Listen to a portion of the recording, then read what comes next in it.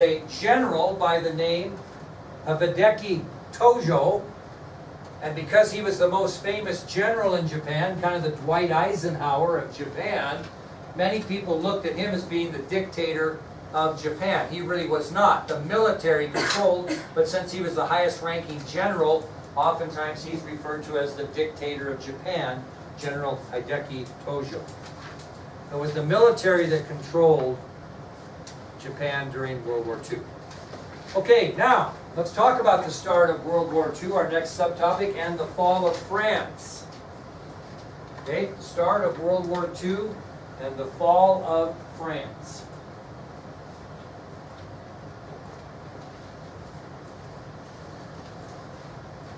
Well, at dawn on September 1st of 1939, at dawn on September 1st of 1939, folks, which is not too far away right now, September 1st, German dictator Adolf Hitler and his German forces invaded the country of Poland.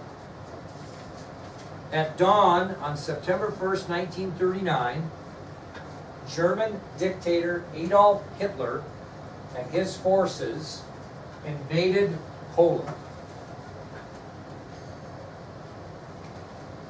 Adolf Hitler's German forces were carrying on what became known as a blitzkrieg in Poland. A blitzkrieg. German for lightning war. So, Adolf Hitler's actions in Poland was considered a blitzkrieg or lightning war. Now, Leighton, what would a lightning war be? Really fast. Really fast and effective and by surprise. Okay? Fast and effective and by surprise. Well, they didn't have any trouble overwhelming Poland, did they, Aaron? No. But who's thinking they're next on the path of Germany's blitzkrieg? France, absolutely. Now, France had an opportunity to understand that Poland was already invaded, so they began to mobilize their army to protect their eastern border because they felt that that's where Germany and Hitler would hit next. So they get word of the assault of Poland and they mobilize their army to protect themselves from invasion by German forces on their eastern border.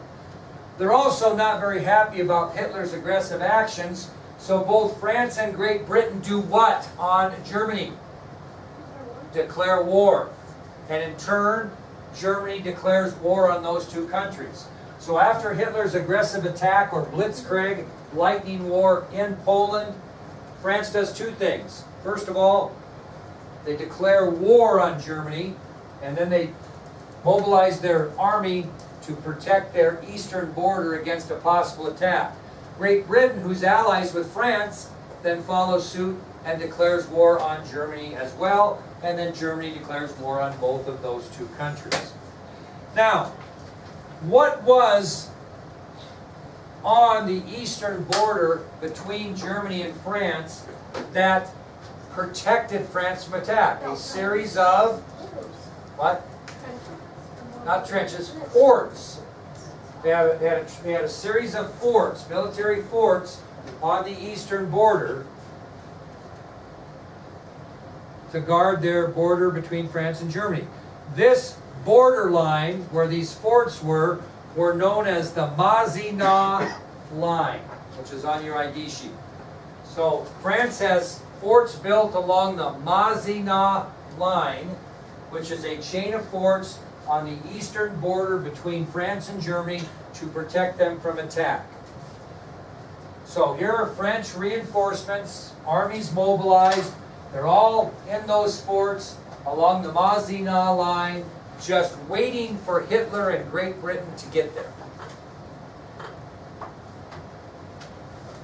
Well, from September 1st, 1939 to April 9th, 1940, nothing happens. Between September 1st of 1939, when they attacked Poland, to April 9th of 1940, what are the French doing at the Maginot Line? Waiting.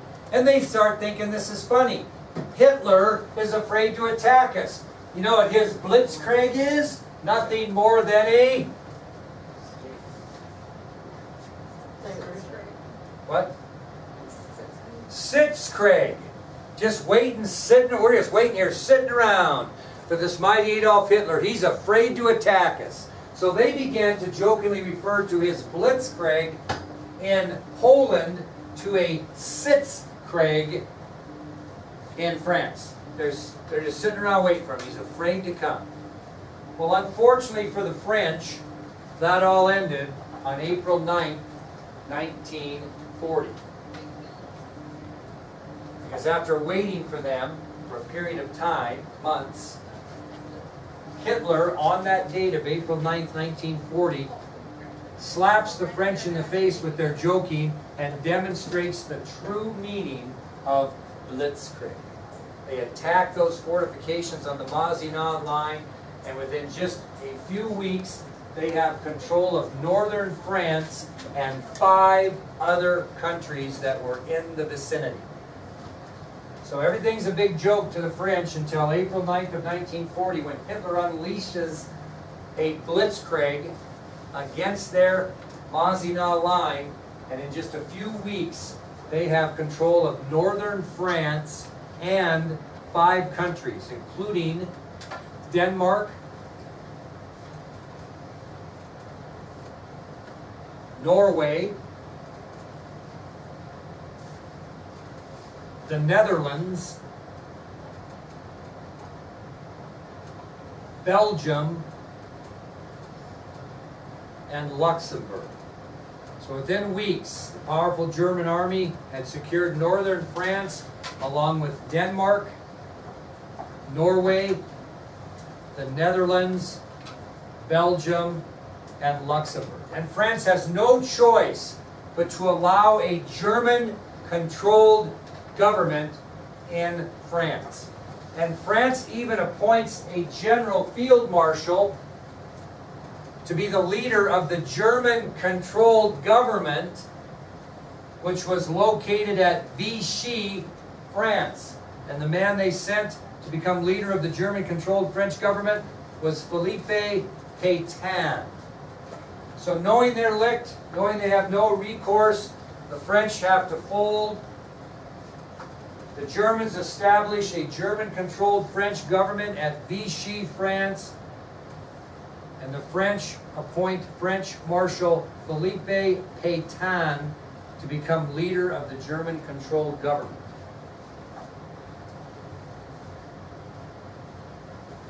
That making sense? Who's in the wings watching this, licking their chops? Think about it. Who's watching Germany have all this success just licking their chops going? Italy. As a result of the great victory by Germany against France on June 10th of 1940, what did Italy do? They declared war on both France and Great Britain. And in turn, those two countries, declared war on them. So on June 10th of 1940, Italy declared war on both France and Great Britain. Okay, that'll take us to our next subtopic, which we'll start and finish tomorrow, which is the Battle of Britain. Battle of Britain. Well, let me ask you a question there, Rhiannon, my dear. If you are Britain and you've watched what's gone on here in the Western Front, what are you thinking? Oh my God, where are they coming next, right? They've got control of northern France. We're still going, Lily. We're still going. Okay? Now, with the fall of France, Great Britain stands alone in Europe against both Germany and Italy.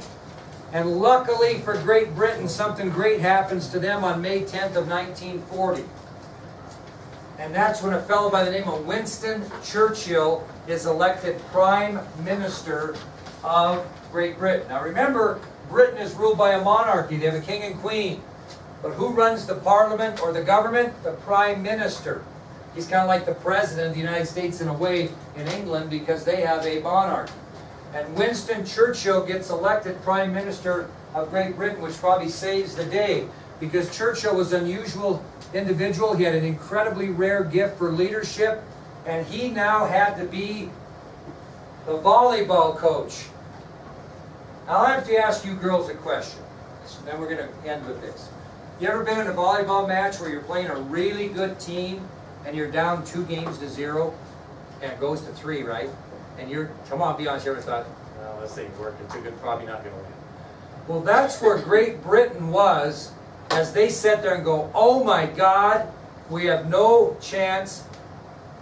Germany's coming right through northern France and they're going to crush us. We're down 2-0, we haven't got a chance. Whose responsibility is it, volleyball girls, to make you come back and win 3-2? The coach, through her inspiration to motivate you to do that. Sometimes it works, sometimes it doesn't, obviously. Well, in this case, who's the coach? Winston Churchill. What's his job? He's got to assure the citizens of Great Britain that we will not surrender. We will win. We will come back from 2-0 and win the next 3, and we will win this match. We will not allow Germany to take us over. And so what he does is he rallies the citizens of Great Britain that they would never surrender. And by the end of June 1940, he has Great Britain prepared for the Battle of Britain. He has them prepared for the Battle of Britain. And that's what we'll start up with tomorrow, is how that Battle of Britain came out for Great Britain and their Prime Minister, Winston Churchill.